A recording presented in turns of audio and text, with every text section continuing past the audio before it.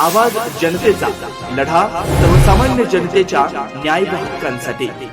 महाराष्ट्राचे उपमुख्यमंत्री अजित पवार यांना आज उमरे ग्रामस्थ आणि सर्व पक्षीयांच्या वतीने शोकसभेद्वारे श्रद्धांजली अर्पण करण्यात आली। यावेळी ग्रामस्थ आणि विविध सामाजिक संघटनांचे पदाधिकारी मोठ्या संख्येने उपस्थित होते।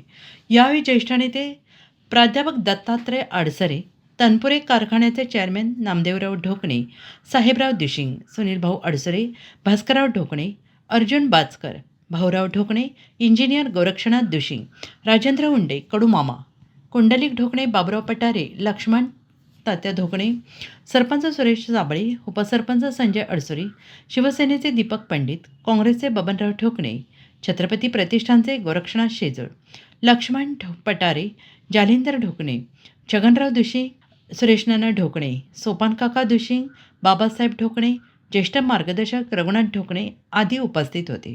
भास्करराव ढोकणे, इंजिनियर गोरक्षनाथ दर्शन, बबनराव ढोकणे, संदीप दुशिंग यांनी आपल्या भावना व्यक्त करत अजित पवारांना श्रद्धांजली अर्पण करत सूत्रसंचालन अनिल ढोकणे यांनी केले।